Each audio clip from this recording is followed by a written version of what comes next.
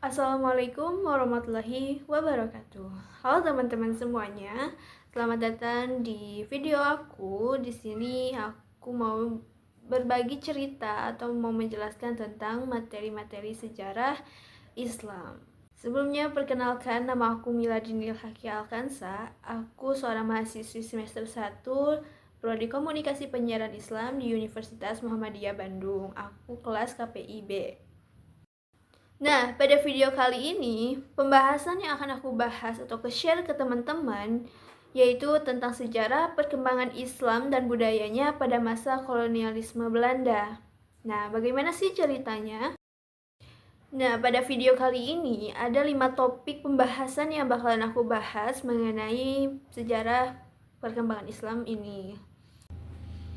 Nah, teman-teman, aku mencantumkan 5 topik pembahasan pada video ini. Tentunya hal tersebut yang berkaitan tentang seperti apa perkembangan Islam, perkembangan budaya Islam, bagaimana Islam mengembangkan, bagaimana Islam mempertahankan ajaran Islam pada masa penjajahan. Hal tersebut mampu memberikan informasi kepada kita dan mengambil pelajaran tentang hal-hal yang terjadi pada saat itu.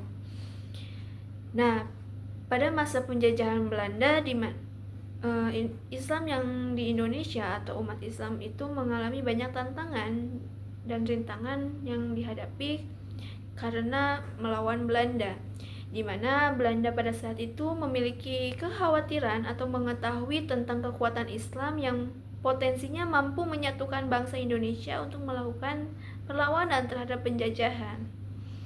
Nah, karena rasa khawatir yang besar yang dimiliki oleh pemerintahan Belanda, hingga pada akhirnya Belanda melakukan pembatasan atau membatasi pergerakan umat Islam untuk menghindari kebersatuannya umat Indonesia untuk bisa melawan bangsa Belanda. Nah, adapun pembatasan yang dilakukan yaitu membatasi aktivitas keagamaan, di mana Belanda membatasi aktivitasan keagamaan yang berpotensi menggugah semangat perlawanan. Mereka mengawasi penyebaran, mengawasi literatur Islam, dan mengawasi pengajaran agama yang ada di pesantren-pesantren yang ada pada saat itu. Lalu yang kedua yaitu melakukan pengawasan terhadap pesantren. Meskipun pesantren tetap menjadi pusat pembelajaran agama, Belanda masih memperizinkan pesantren untuk bisa berdiri. Namun para pasukan Belanda mengawasi dan mencegah perkembangan radikalisasi atau perlawanan terhadap penjajahan. Nah, di mana hal tersebut dapat diartikan pergerakan Islam dalam penyebaran dan juga pembentukan mindset keislaman di umat Islam itu terhambat karena batasan-batasan yang dilakukan oleh para penjajah atau para pasukan Belanda kepada umat Islam. Nah, lalu pembahasan yang kedua, dari batasan-batasan tersebut, namun ada gerakan yang diciptakan oleh Islam untuk mampu mempertahankan Islam dari para penjajahan, atau gerakan yang dibuat untuk menghadapi penjajahan Belanda. Nah, gerakan yang diciptakan oleh Islam yaitu gerakan Wahabi dan reformasi Islam. Meskipun dihadapkan dengan penjajahan, Islam di Indonesia itu tetap berkembang. Bahkan ada gerakan reformasi yang dipengaruhi oleh pemikiran Wahabi dari Arab Saudi ini. Nah, gerakan ini muncul terutama di daerah Aceh. Gerakan Wahabi dan reformasi Islam itu contohnya atau ciri-ciri gerakannya yaitu adanya penentangan praktek terhadap bid'ah. Yang pertama ini, gerakan ini berusaha mengembalikan ajaran Islam yang murni dengan menentang praktek-praktek yang dianggap tidak sesuai dengan ajaran Islam yang aslinya. Mereka menentang atau merenggut kembali nilai-nilai Islam yang sebenarnya yang sudah tercampur oleh ajaran-ajaran yang tidak murni lagi, sehingga Islam pun melakukan praktek menentang bid'ah ini, mengembalikan ajaran Islam yang asli. Lalu yang kedua adanya meningkatkan kesadaran agama. Gerakan Wahabi itu berfokus pada pemurnian ajaran Islam dan memperkenalkan bentuk-bentuk praktek ibadah yang lebih sederhana dan lebih sesuai dengan prinsip-prinsip ajaran Islam yang sebenarnya, yang awal. Nah, dimana gerakan Wahabi ini tentunya menentang tentang pencampuran Islam dengan sesuatu yang pencampuran ajaran Islam, atau mungkin membolak-balikan ajaran Islam yang sebenarnya. Dan Islam juga pada saat itu melakukan penyebaran tentang ajaran Islam, melakukan praktek-praktek sederhana yang itu memang harus sebenarnya dilakukan. Gerakan Wahabi dan gerakan reformasi ini tentang hal tersebut. Lalu yang ketiga, modernisasi Islam di Indonesia. Nah, pada masa kolonial ini, beberapa tokoh Islam juga mengembangkan pemikiran yang lebih modern untuk memajukan umat Islam. Nah, salah satunya adalah Haji Agus Salim. Tokoh ini yang memiliki pemikiran progresif dalam menggabungkan ajaran Islam dengan kemajuan zaman, di mana beliau berpikir untuk menggabungkan di sini, di mana memberikan mindset kepada umat Islam untuk berpikir sesuai dengan kemajuan zaman, namun pemikiran itu tetap berdasarkan pada syariat Islam, jangan sampai keluar dari syariat-syariat Islam. Beberapa hal juga mereka perjuangkan, yaitu adanya memperjuangkan pendidikan. Tokoh-tokoh Islam yang berupaya mendirikan sekolah-sekolah modern yang menggabungkan ilmu agama dengan ilmu pengetahuan. Mereka mendirikan sekolah atau mendirikan sebuah pendidikan di mana isinya itu tentang menggabungkan tentang ilmu agama dengan ilmu pengetahuan yang umum.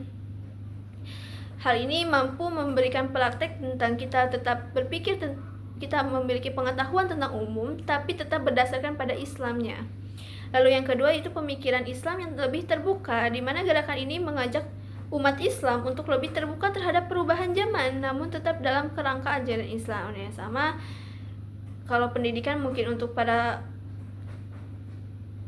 yang sekolah-sekolahan, yang masih sekolah. Dan yang kedua itu benar-benar secara umum membuka pemikiran umat Islam untuk melihat perubahan zaman, namun ya tetap berdasarkan kerangka-kerangka Islam. Nah, lalu yang keempat, Islam dan nasionalisme. Islam dan nasionalisme juga memainkan peran penting dalam pergerakan kemerdekaan Indonesia, di mana adanya beberapa kelompok Islam yang melibatkan langsung dalam perjuangan melawan Belanda. Mereka menganggap perjuangan untuk kemerdekaan sebagai bagian dari kewajiban agama. Nah, tokoh-tokoh Islam pada terdahulu, mereka berpikir bahwa perjuangan untuk memerdekakan Indonesia atau melawan penjajahan itu adalah salah satu kewajiban sebagai keagamaan mereka, sehingga mereka memperkuat dirinya, membakar rasa semangatnya untuk melawan penjajah. Adapun perlawanan terhadap penjajah, banyak tokoh Islam yang terlibat dalam perlawanan terhadap penjajahan Belanda, salah satunya melalui organisasi seperti Sarekat Islam yang dipimpin oleh Haji Samanhudi. Lalu adanya penggabungan Islam dengan nasionalisme, di mana tokoh-tokoh seperti Soekarno, terus Hatta, dan Ki Hajar Dewantara, meskipun bukan semua secara langsung beragama Islam, tapi mereka menggabungkan nilai-nilai Islam dengan ide-ide kebangsaan untuk membangun semangat kemerdekaan. Nah, para tokoh-tokoh pada perlawanan Belanda pada saat itu menggabungkan nilai-nilai semangat mereka antara nilai-nilai Islam dengan ide-ide untuk kebangsaan, hingga mampu membangun rasa semangat kemerdekaan atau memperjuangkan kemerdekaan Indonesia. Nah, yang kelima adanya pengaruh kebudayaan Islam. Nah, teman-teman, meskipun tidak secara dalam kebudayaan itu sesuai dengan keagamaan, namun budaya Islam juga berkembang meskipun dalam konteks yang terbatas akibat adanya kolonialisme. Nah, beberapa aspek budaya yang dikembangkan yaitu adanya seni dan arsitektur, di mana seni Islam seperti seni ukir, adanya seni menulis kaligrafi berkembang. Itu semua meskipun pengaruhnya terbatas hanya di lingkungan pesantren ataupun masjid, namun mereka mampu menerapkan atau menanamkan budaya tersebut.